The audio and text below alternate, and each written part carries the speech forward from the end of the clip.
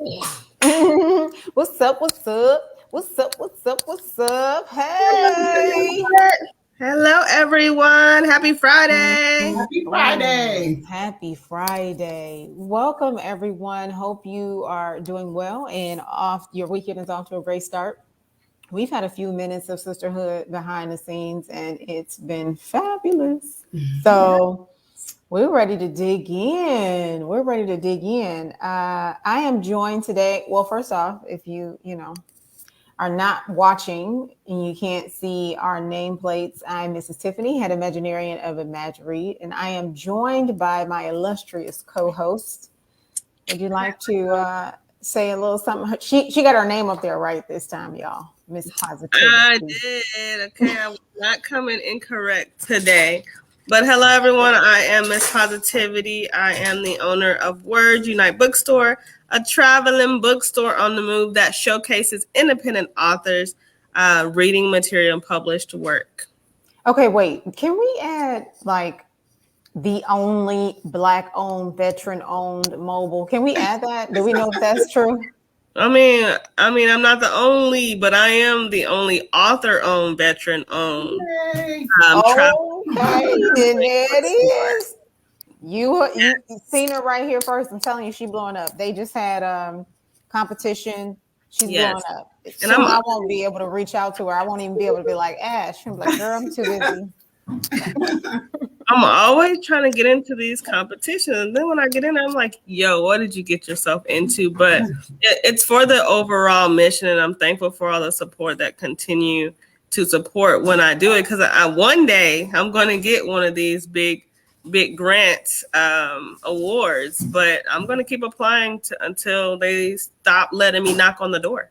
Never give up. Never give up. Never give up. So I just absolutely love everything that Ashley is doing. And that's how we came together. We actually came together as a result of another friend of ours, a mutual friend who's also an author. And actually, you know what? Ashley, I owe you an email about that. She's probably on an airplane back to Cali right now. But we want to do something special for Hispanic Heritage Month. So I'll tell you about that later. Yeah. Mm-hmm. And Miss Positivity and Mrs. Tiffany, we are joined today by the wonderful Donna B. Askew. Hey, Donna. Hi, everybody. I'm so glad to finally chat with you. We talked briefly the other day, and I was like, you know what? We're gonna have fun, especially once I read over your book information and learning a little bit about you through the bio. I was just like, yeah, let's just make this fun. I appreciate you having Friday. Awesome. All right, so Miss Positivity, you want to dig into the first question while we're here and all of that good stuff? Yes, definitely. So I definitely wanted to let Donna tell everyone a little bit about yourself. Okay. Well, good morning. Well, good evening, everybody. My name is Miss Donna Askew, better known as author Donna B. Askew. I am a 30-year veteran educator. I am a 30-year veteran educator. I began my career in 1991. I spent 28 years in a classroom as a teacher, and the past 2 years, I have been a reading interventionist. I am also a respite care provider for military families, but my favorite title is mother to my wonderful son, Desmond. Mm-hmm. He is a senior at Winston-Salem State University, majoring in computer science and a minor in math. Whoop, whoop. Is that Desmond that's on right now? That's my baby. Hey, Desmond.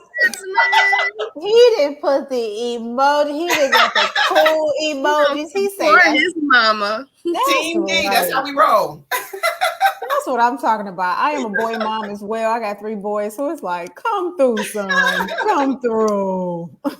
Yes, ma'am.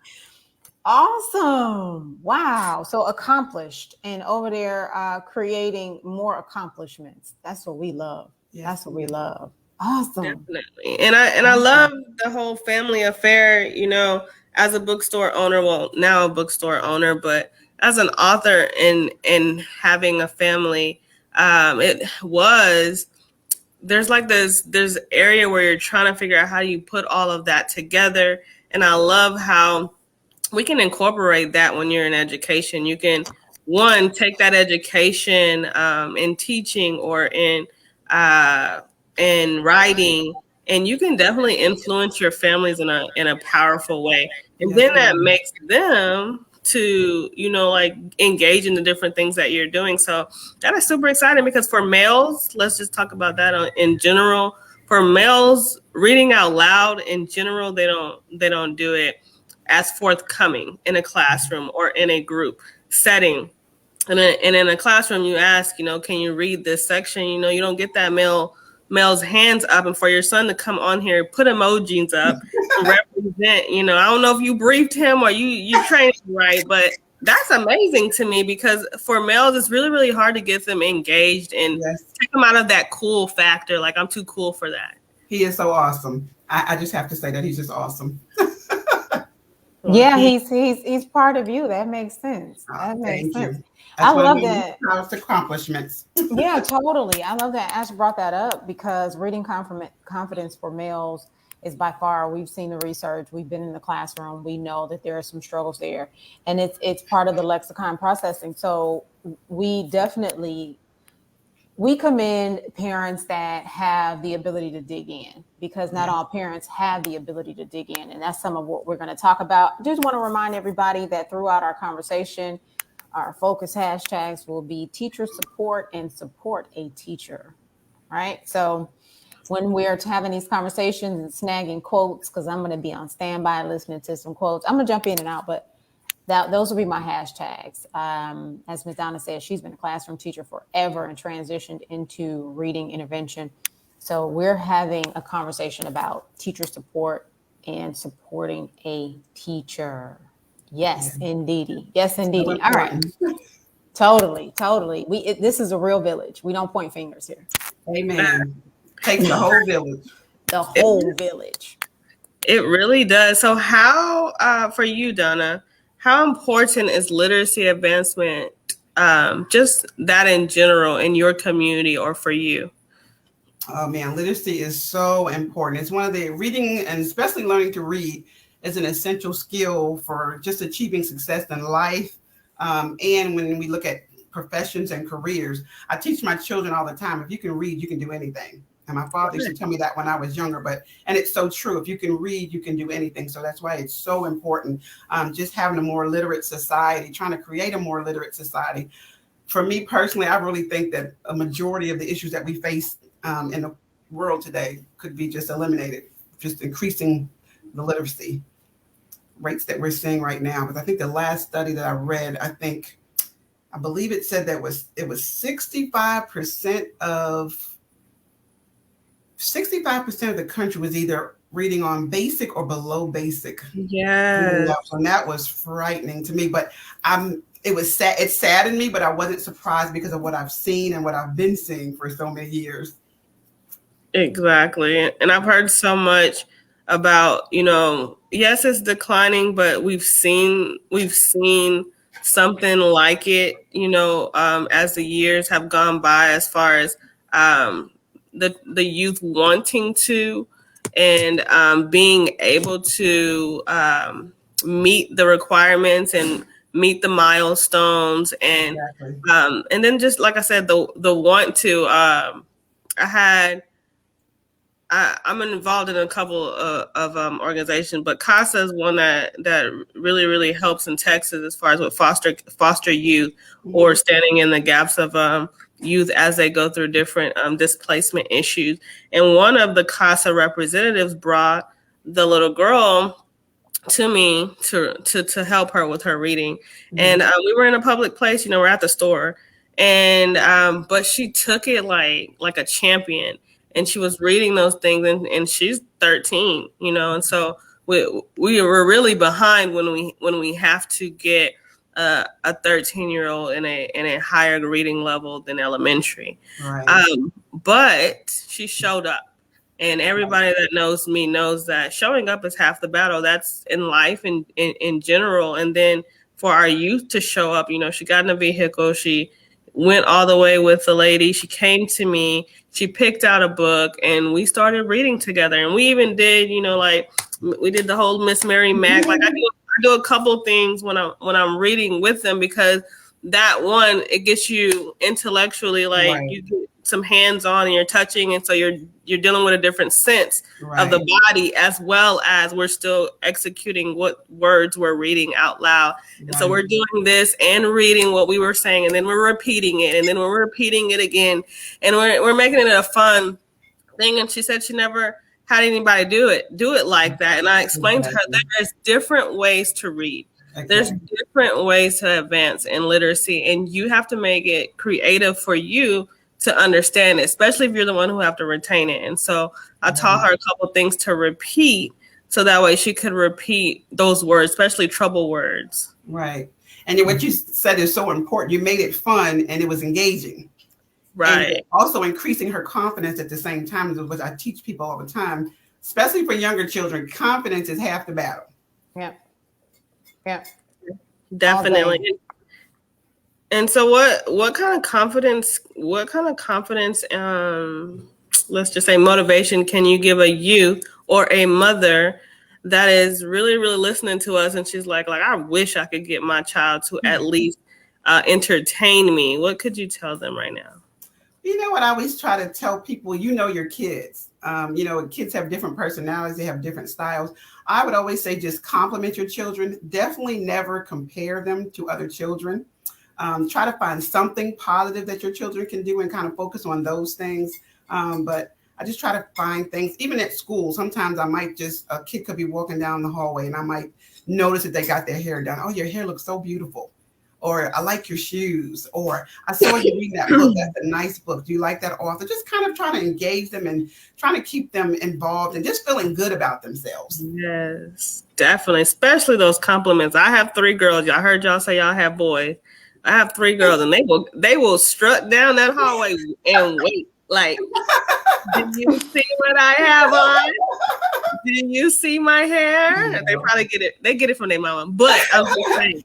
And even now during the pandemic, that's something we talked about in a meeting I was in the other day. And we talked about, we have such a gap to close, even a further gap now due to the pandemic. But we were talking about, there's a lot of things that kids can't do, but we're trying to focus on the positive. Okay, let's focus on what they can do and try to build from there. Exactly. And so that's what I want to say. I want to say what you just said for the parents. Focus on what your kids can do. And teachers, if you're struggling and you need a little boost for the week, I had a couple of teachers come in and say that. Focus on what they can do and use that. If everybody's in there talking about a trend, like when they were doing that silly crate challenge. Let's utilize those different things that they're already talking about. Mm-hmm. We could have made, the letters of the crate spell something, like a crate challenge spelling bee. There's so many different things that we could have done. You don't got to have no big crates. You could have did small blocks and call it the crate challenge, and then have prizes and have a little competition, because spelling is half the battle, as well as what I've learned. Yes. With these individuals who have a literacy lack, especially when it comes to reading. They can't spell the words. They can't pronounce the words. Mm-hmm. I can't spell at all. Like, I'm horrible. Whenever I tell people my weakness, that's my weakness. Like, spelling is my kryptonite.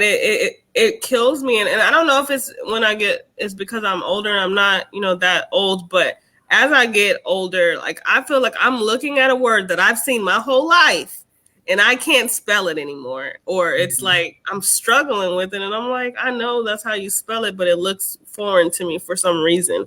Right. And I don't know if anybody else struggles like that, but I know for me, spelling is my biggest one.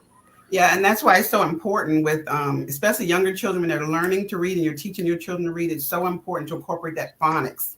A lot of people try to teach by sight, but they need to learn those phonics skills and learn a relationship between those letters and sounds. So if they come to a word they don't know, they know how to break it down. They can figure out, especially as they get older in the words will become more difficult. And that's one of the reasons why I kind of wrote this book, to try to help people, encourage them so that we have more children that are entering school with a strong foundation, because it is just so heartbreaking to me, the number of kids that just don't know basic things. And I think Miss Tiffany touched on it earlier. There are some people that just don't know what to do. Yes. And other people just I don't know, but we have definitely got to get on the ball because the bottom is truly falling out. I've seen it and I've been seeing it for years, and I'm just like every year my TA and I would say, okay, it's gonna get better next year. And then the next year would come and we're like, okay, it's gonna get better next year. And then we kept saying, we were like, oh my God. And then the pandemic hit, and then that's how I ended up writing this book, because I would always say out of sadness and frustration, oh my God, I need to write a book. Why aren't people doing these things? But now they have no reason not to do these things. I have some great tips. I have some funny stories. I've had people that actually read my book and they actually thought that I made up some of the stories in my book, because some of the things that I wrote about were actually true, but people thought that I made them up. But just having a strong literary foundation from the very beginning is so important. So talk about your book and talk about, like, show it to them real quick and tell them all about, what it was. What was the reasoning behind it besides what you just said? Yes, ma'am. My book is called When the School Bell Rings Again, A Pandemic in Education. And again, it just came about. I had no intention of becoming an author, actually. I just wanted to help people. And when I was in the classroom, I really didn't know how. I'm like, I knew the parents the kids that I was working with, and I knew my friends. And a lot of my friends always asked me for different advice about their kids, and it's always been really helpful. But when we got put on lockdown in March of 19, I had already cleaned out all of my closets and I had done everything else I could do. And I'm like, okay, God, no need for me to sit here and be mad and frustrated. I'm like, what can I do that's constructive? And it just kept popping in my mind. Start writing, and I just started writing down all the different things that I've learned and I know work over the years. And here we are. Definitely. So Donna is one of my showcase authors in the store, and I met her through her publisher, which is Shirley Latour of SL Elite Publishing. And so she's done a great job by introducing authors to the store to give them an additional platform to sell their books. And so about that high school portion of your book, can you explain those stories? I know the one thing that always stands out for me, my son was an athlete, and I see so many athletes that aren't able to receive scholarships because they're not meeting the certain standards and requirements. So one of the things I wrote in my book, especially about the high school students, especially with athletes, try to encourage your children to maintain Division I standards. Even if they don't want to go Division I, you never know, anything could change. But if you do get that opportunity when it's time for you to graduate, if you've already maintained those Division I standards, you can go anywhere. There will be nothing that will limit you. I also talk about when your children are in middle school, start looking at programs that are offered in high school, because there are many programs that have prerequisites that a lot of people don't know about when your children are in middle school. So you need to know about those programs before they get to high school. I also talk about putting your kids in honors classes, and you know your children. Come on, let's take one that. You don't want to do it, and I will say this as well. You know your children. If you have a child that hates reading, you might not want to put them in an English honors class. But if they're really great in math, try something. That's what I would say. And even if the course, a lot of times people get, especially the kids, they get kind of nervous, like, oh, I can't do an honors class. You can. And even if you get in the class and find that it's either too difficult, and for what I've found with most children is not necessarily too difficult, it's the pacing. So It depends on the children, but I would always say try it. And if it doesn't work, you can just put them back in the regular. It's still the same class. You're just moving at a faster pace and learning a little bit more content. Plus you get more credit when you're trying those honors courses. But I would encourage anybody to have their children try at least one honors course. If they're able to do more, I say do more. I think those are the main things that pop in my brain right now for the high school section. But of course, I have many more tips in my book that I can't think of right now.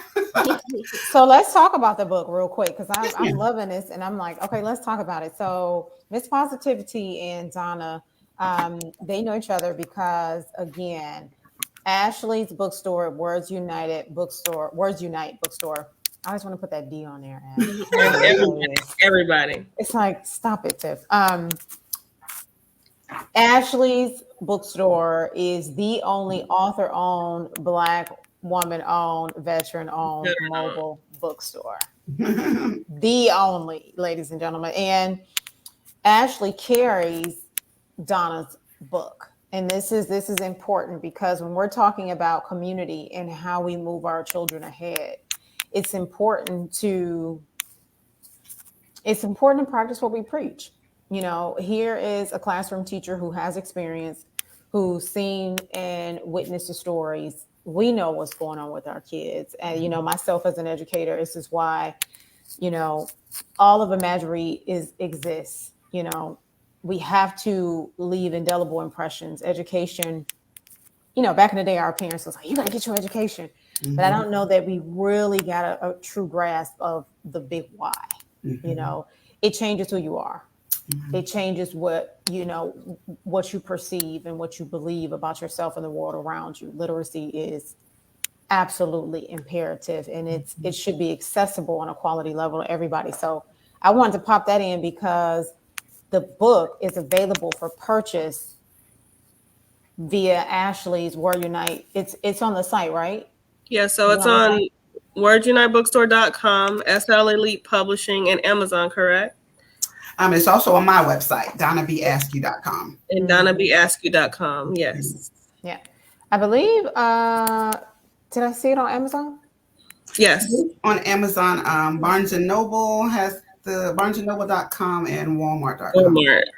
Yes. Here's what I need for those who are listening and who have purchased and not done so yet. Please leave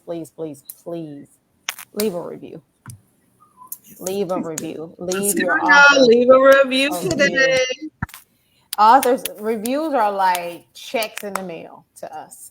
Like, leave that review because someone and how what we know to be true of data, the way the algorithms are set. Not only are you leaving a review to help someone that may be looking for a resource, but you're actually helping that author rank as well because of that visibility. And this again helps Ashley. It helps everybody. Leave a review.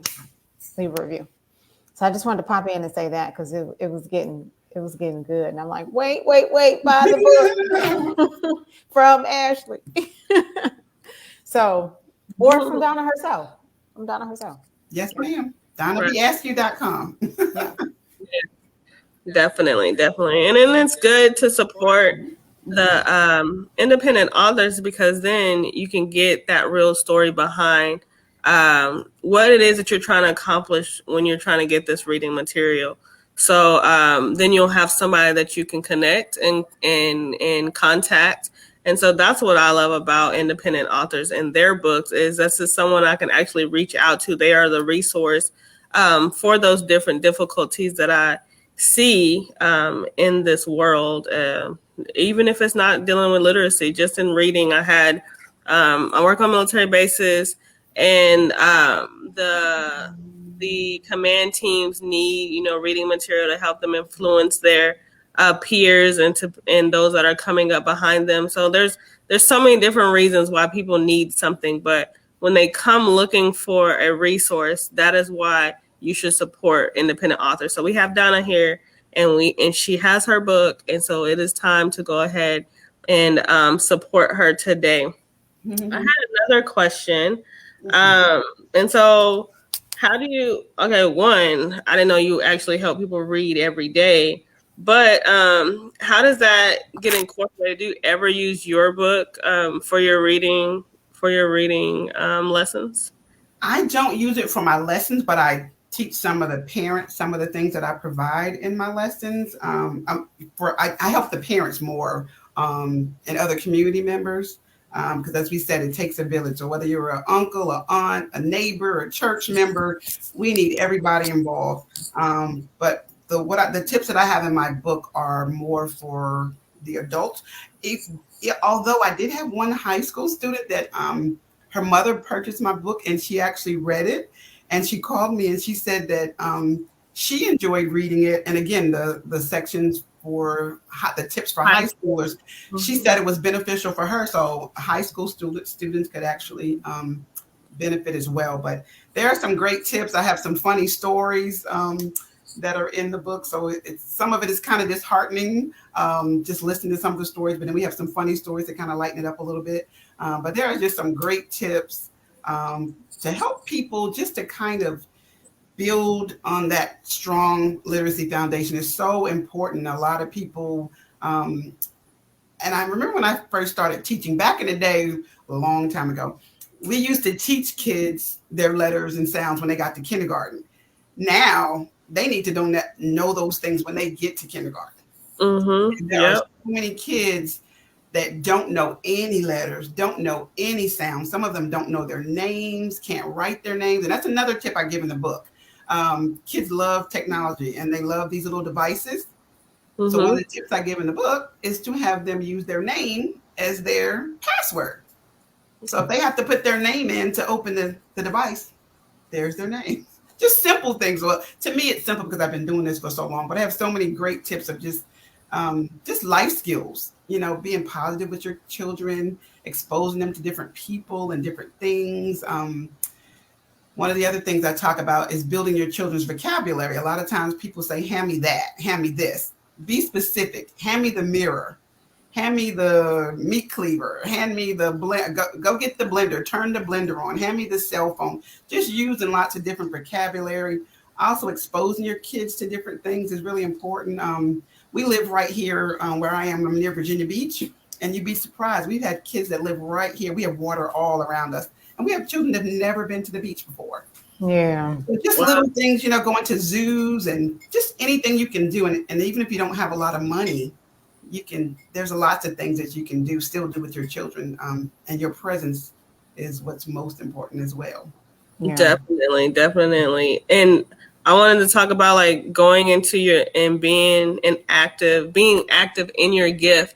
And when you were saying, you can do anything free or just as a family, literally exploring can really, really help you figure out what those gifts are in those young people. When you go out there and you interact and you do those different, just spending time together things, you can start identifying that one thing that your child is super, super excited about or that can do very well.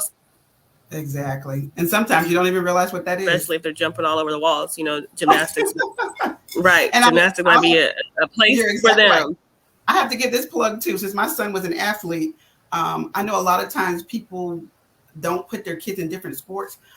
I always say, let them, it doesn't even have to be sports. It could be something with music or arts, anything, but let them try it because you never know what they're going to like and what they're going to be good at. And some students might not necessarily excel academically, but there could be something else that they excel in, and that will help boost their confidence, which will flow into the academics as well. Exactly, especially music, because then you have to read a lot of music in music, depending on what instrument that you play, even down to the percussion instruments. And so people don't realize how much research they have to get into and how much practice they have to get into and remembering, and then that retainability of remembering notes, remembering it. I know they know it because they can listen to the radio and repeat those words that they hear in those songs. So I know helping them to retain through music is huge. Exactly. So that is a great way as well. I think when me and Tiffany met, we were talking about, families in general and how they're struggling with advancing their literacy, because sometimes a student can ask a parent a question, but maybe the parent just doesn't know, especially if it's a word like, hey, mom, spell I can't read this word. And to not be embarrassed, it's like, I can't read that word either, right. Or how do we effectively answer that question? Do we sound it out together? I can't read it either. Start sounding it out together. Use our tools. I tell my kids that all the time. Use your resources. And we have our dictionaries and other sources here present, so that way they can use it. I used to make my kids, they're over 10 now, but I used to make them at least write 2 to 3 dictionary words a day. They have their spirals. So that way we're knowing new words. And then I learned a new word every time that they came back to me, because they would pick their own words. Right. And that's not a punishment either. Like I wish we could get away from being like, well, that's a punishment. You're writing sentences. It's not. It's not. Have You're them building talk. their vocabulary. Right. Mhm. Exactly. Let them talk to you about those words. Let them introduce those words to the household. Let's use those words in a sentence. Let's use those words when we're communicating with each other, and then we can advance our vocabulary together. Right. It has to literally be in whole household active participation, especially if you have a little one. Yes. If you have older kids and then you got these toddlers and these elementary students, now they are going to be the ones that'll push you because they heard y'all repeating that word, and then later on you're going to hear them repeating it, and I'm like, oh, okay, I guess they were listening too. It's true. It's so true. Definitely. Awesome. So what do you hear? How does it make you feel when we talk about how we are doing education today, or what are you hearing in the news about education today and the constant news and reports that we have to be abreast on now, as opposed to how we were preparing for schooling back in the day? Well, I think it's always been the same, but I think people are taking what we needed to be doing for years more seriously now. I think a lot of people having their kids at home were able to see a lot more of what children are actually doing in school and what's required. Yes, you can see it. It's like the blinders are off. Are the blinders off? Yes. So I think I've had friends and neighbors, and they were like surprised at some of the things that their children were learning, and they had no idea. I think a lot of people, and I think it's just life too. People just get so busy with work and their families and everything else. And it's like, oh, well, the kids are at school, so they don't really think about checking their work or checking to see what they're doing or making sure they're doing their homework or just talking to them about their day, which I think is so important too. You need to talk to your kids about how their day was, if there's anything going on. Just kind of pay attention to your kids, because sometimes you'll see some changes that if you're so busy, you're not going to notice them. But I think the basics are always there. We need to start early.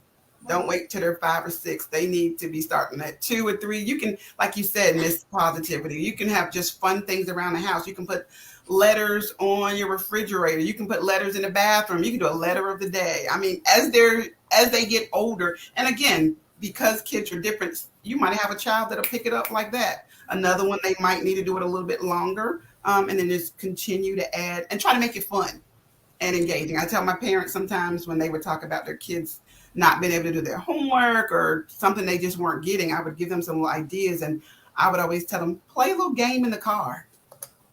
Play a little game with your sight words. Always have a book in your car. So if you are traveling somewhere, your kid could be reading in the car while you're driving. Exactly. And you never realize, people think that their kids don't want to do it, but just say, will you read this to me? Mm-hmm. Like, read it for me. Mm-hmm. Do it for me. And they're always trying to, especially parent pleasers, because mine are little crooks. And so they're trying to please to get something. Like, what I'm going to get for this? And I'm like, yo, this is not deal or no deal. What is wrong with y'all? Can we just have a normal day without a deal? And starting relationships early is so important, like with the younger kids before they go to bed or maybe when they first wake up, whatever fits in your life's routine, just reading with them. So, reading to them. I remember my little niece, my sister would always say she's not paying attention.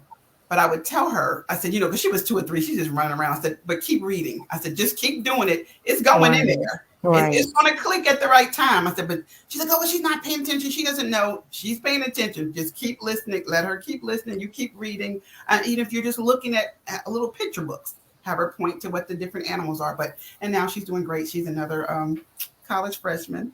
My little niece. Awesome. That is beautiful. So, speaking of how we're dealing with things today and the pandemic and COVID, it is a huge, nationwide. It's affecting us nationwide. And getting sick in general, that's not something that you can just jump up and overcome once it's on you, And so we're having to make tough decisions as a family And I was telling y'all earlier, my youngest tested positive, and I had to make a tough decision that affect the whole household. Not only did that affect my whole household, it affected my business because I couldn't go to and operate in my business. And so let's think about that as a totality for multiple families, mother, father, all the children. Say the family has 5 kids, and that's big. That's big for a family of 5 or a family of 6 to have to literally halt. I mean, we already had to halt for about 2 years, when we were all quarantined at home, and economically we were shut down. But again, we haven't recovered from that yet. And then families having to recover, when they do get sick, that was really, really, really, really hard. How are you seeing that in your area? We're seeing that across the country, I'm sure. Yeah, it's definitely tough. And we talk about social emotional learning. We talk about, a lot of times we think about education and reading and writing, but that social aspect of the kids' lives is so important too. And there were a lot of kids that were, not even just kids, but people that were literally depressed. We're under a lot of stress. I mean, you have homelessness, people losing their jobs. Like you said, they don't have daycare. I think we had one teacher at my former school. She didn't even know if she was going to be able to come back to work because she didn't have, she couldn't afford the daycare. I guess a lot of the daycare centers were charging extra price, or raising their prices because they had to provide additional resources to provide for online learning at the daycares. But yeah, the family dynamic, that was definitely a stress. We're seeing that a lot. Fortunately, at my school, we have a school social worker that actually works with a lot of the families. But yeah, it's definitely been a big stress, and that affects academics as well too. Exactly, and that was the part that I had asked the superintendent in my area. They're passing them socially now. It's not so much academically passing as far as the academic achievements and the areas that they should be at. We're doing a social passing type of criteria as well, where socially will this affect them if they don't move on with their peers. Socially will this affect them if we don't continue on as all the other students are. And that's a big thing too, because individually they're going to have difficulties in certain areas that they didn't fully retain the knowledge for. Right. And that's just something for parents. I wanted to say that specifically because I don't want you to think that you're failing your child. That's just how they're having to pass them now. And that's just another one of those things, like Donna was talking about, that we got to identify our children, notice them and notice the different things that might be changing in them, especially when they're struggling in one area. They have so many different tutoring and what is it called? There's this other thing where it's interventions where they can help them, in those different areas. But I've also been told that interventions, that teacher might not know that subject that they might be struggling in. But I'm that type of person. I always tell my students or my kids, keep asking till you find someone who does have the answer for you. And unfortunately, just like me knocking on all these doors to get the funding that I need for my business, it's the same thing for your education. You got to keep knocking until you gain the access that you need to help you. And that goes with parents. We can't just ignore that, hey, they're struggling with this, but they can't find the help. Go to the school or make that phone call.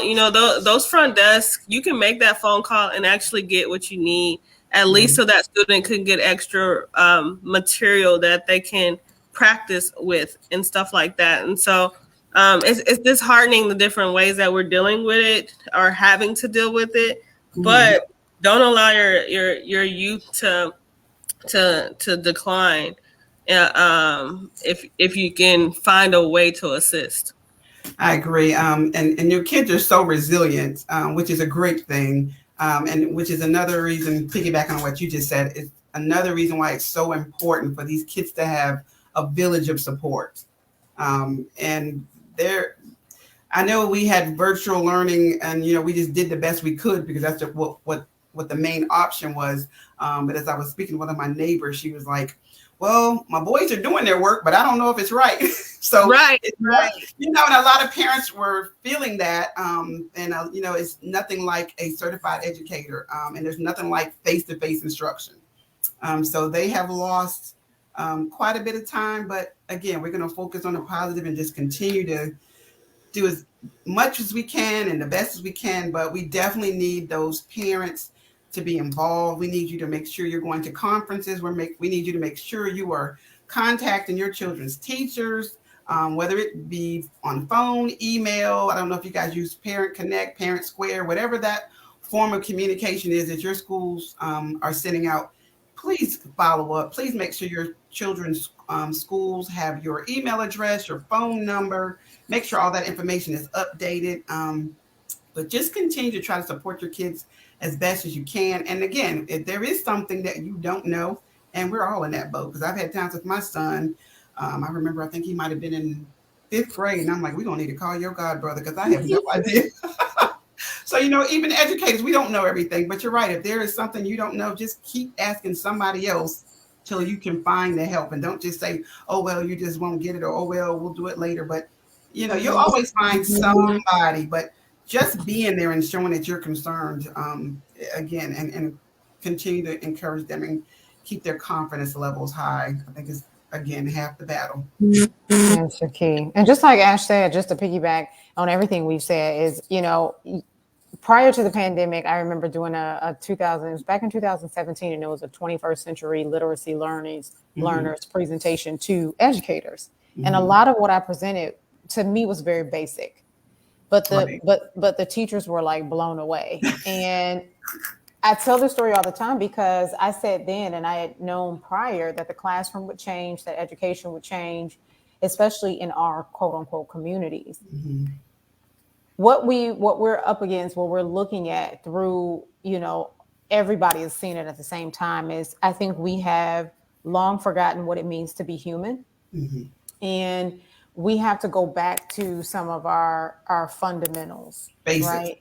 Right. And when we're talking about this village, it's, we don't want to assume. We don't want to assume. This is why literacy is so important. It's so important to be literate.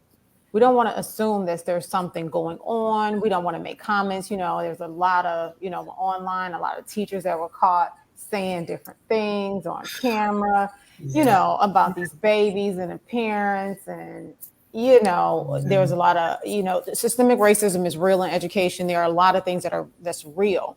Mm-hmm. But what we really want, parents, teachers, everybody, the village, because we have grandparents raising children. Yes, ma'am. We have all kinds of family dynamics, and we can't just have one solution for everybody. We want the community to feel good about saying, I need help.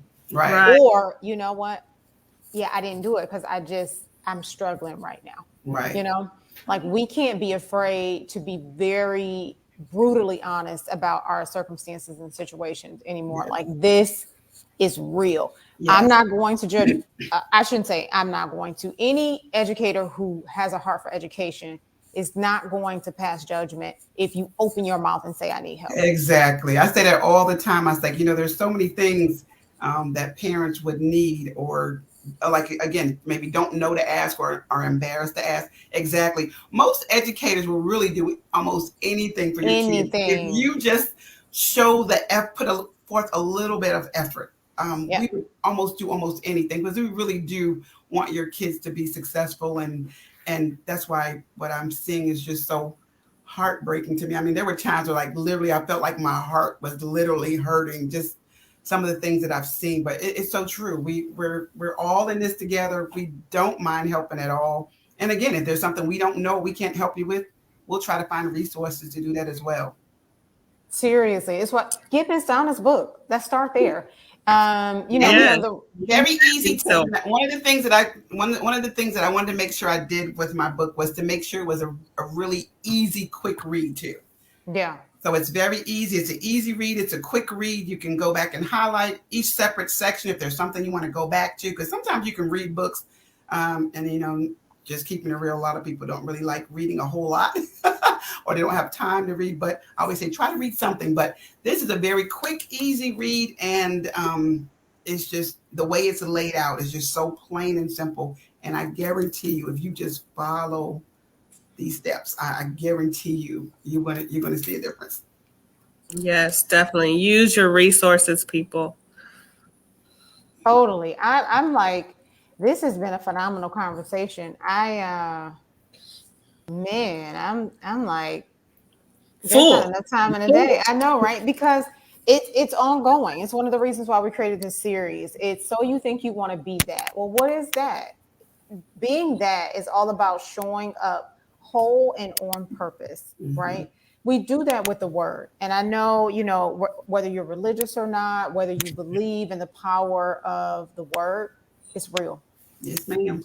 It's very real. And the more you learn and the more you have a firm grasp on how to use words, how the sounds, like Miss Donna said, blend to make certain sounds, the rhythm of it all. Language is an agreement. And it's a bigger conversation. So you want to be that, you have to start with your words. You have to start with how you use those, how you glean those. But before that, you have to think about how you think about the word, Exactly. And that's how you were educated, what your educational beliefs are, how you value education, how you value books and literature.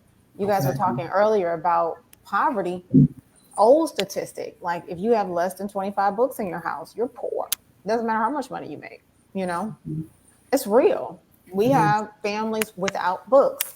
Ashley does something. I gave away 10,000 books at one point. This is a big conversation, but buying books and parents reading books for pleasure is key in raising a reader. Like, I can't tell you to go read and you never see me reading. My baby sees me reading all day. Yes. All day. I mean, to the point where he's like, what are you going to do? Never mind. I know you're going to go read. That's all, That's so true. Yeah. And take them to the library. Oh my gosh. They would love the library. Use your library. Totally. Think about it. We pay for it. And bigger than that, just like the Virginia Beach. I remember one class I taught one year, none of the kids had a library, but they had never heard about summer reading.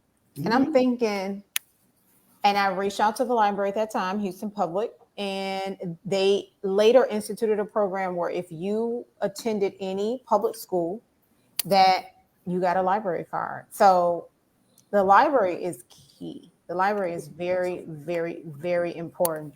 We have to support the library, just like we have to support the first and only author-owned, Black-owned, veteran-owned bookstore. Yes, because I went to a city who hadn't had a library in years. Like it's a very, very small town. They just got a library, and they had called me down with my mobile bookstore, because the community just needed additional reading material. But you would be surprised there's communities that don't have libraries. And so still to this day, this is 20th century. I just did this on Juneteenth.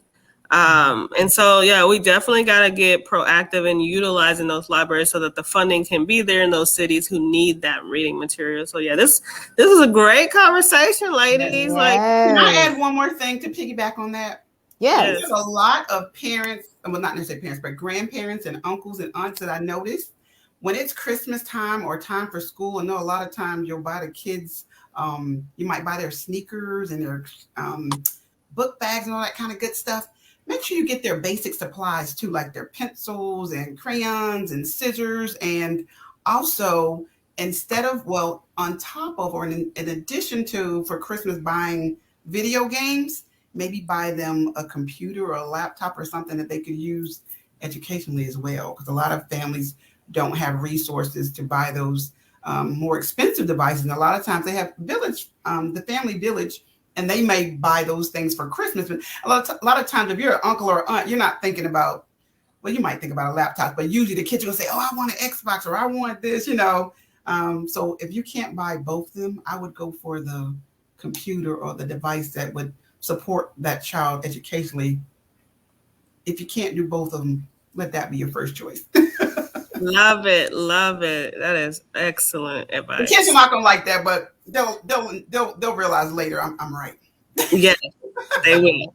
I mean, buying supplies, I get it. You know, again, it could be an economic challenge. We got it, but totally, buying supplies should be fun. There's videos. I mean, the dollar store done came up. Like I went in there the other day and I was like, Walmart, 10-cent glue sticks.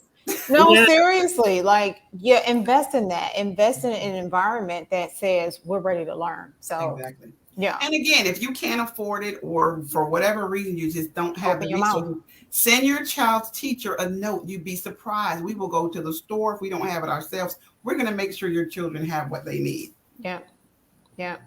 Definitely.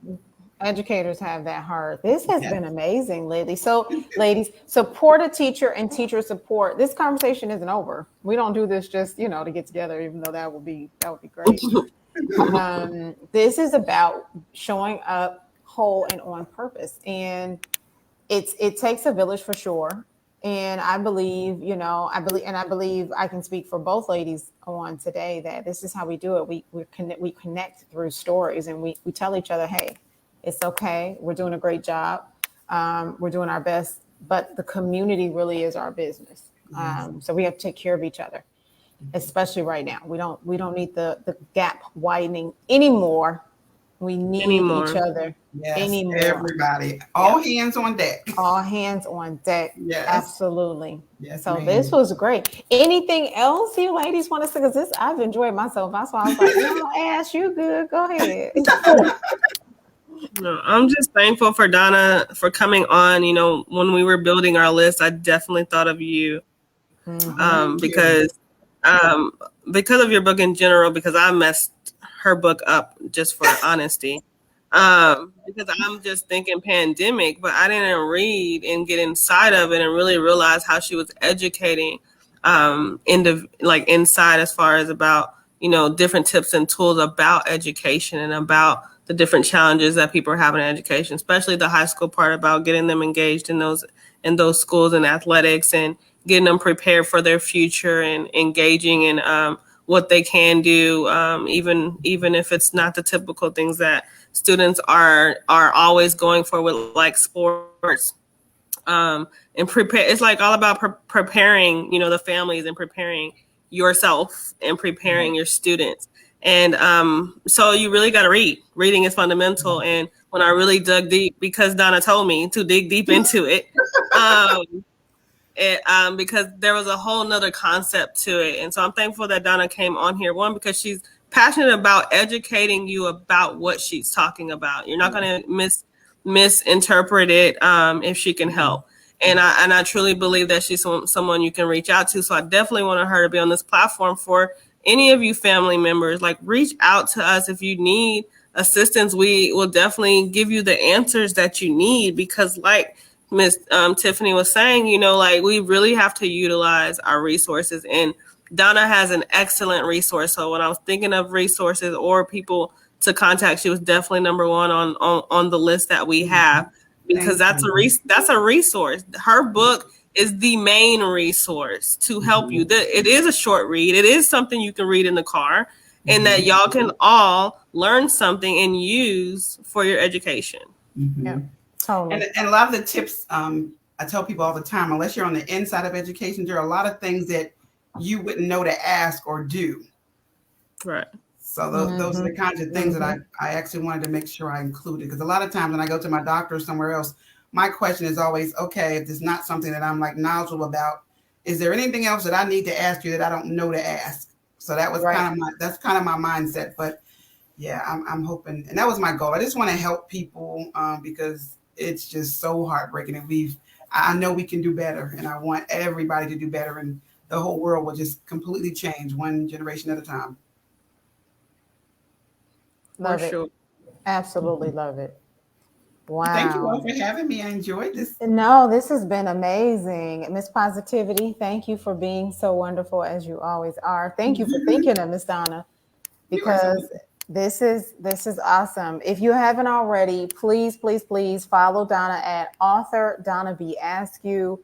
Follow Words United Bookstore. Like Ashley said, we about to get one of these big grants one day and be on a world tour. We playing no games, and definitely follow Imagine Read. Follow Yeah. Imagine Read. Grateful to be able to do this. We are providing solutions. We will continue to provide solutions. As Miss Positivity said, reach out. You know, there's help. Don't feel like you're alone. I know it's easy to sink into that, but you're not alone. If you need help, Exactly. open your mouth. Open your Yes, mouth. ma'am. Yeah. So So, true. ladies, it's Friday night, and some of us just got paid. So, I'm wishing you a wonderful weekend.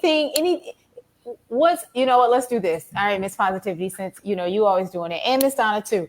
Give me one positive thing you want to leave on a note for the weekend. Like, give me one positive thing. My positive note is, since this is the beginning of October, I celebrate every day because I'm so grateful to still be here. I am coming up on my 12th year as a breast cancer survivor. Woo, My woo, positivity. I know we talked about mantras. One of the mantras I try to use with my kids all the time is laughter is good for the soul. I always try to teach my son, don't forget to throw back the rope and try to help others. yes. And one thing I always teach my kids, be kind. There are enough mean people in the world. Ain't that the truth? Yes, definitely. And I would say focus on gratefulness. Have a grateful heart on today, Friday. Friday is that day that everybody looks forward to, and some people don't, depending on whatever your job is. But find that grateful something in your life and just hold on to it. Try to find a grateful heart because it's so hard to not think about, the different challenges that we face. But gratefulness can really, really motivate you. Amen. I love all of that. I was about to say both of those, but I love all of that. And I appreciate you ladies. I really, really do appreciate you for being sisters, educators, community organizers, just being invested. I really, really do. That's it for us, ladies and gentlemen. So You Think You Want to Be That, our second show. This happens every month. Me and Miss Positivity will be talking to someone about being that. What is that? Well, you gotta Gotta tune in come and find find out. out. You gotta find out. You gotta find out. So thank you all for joining. I will be loading the video on YouTube here soon, and I will tag everybody. Please, please, please share with your friends and encourage them to buy the book When the School Bell Rings, A Pandemic in Education. Wherever you buy it, leave a review. Leave a review. Leave a review. That's how we ask. That's how we ask. That's it. All righty, everybody. Thanks so much. Bye. Have a Take good weekend. care. Happy Friday. Friday.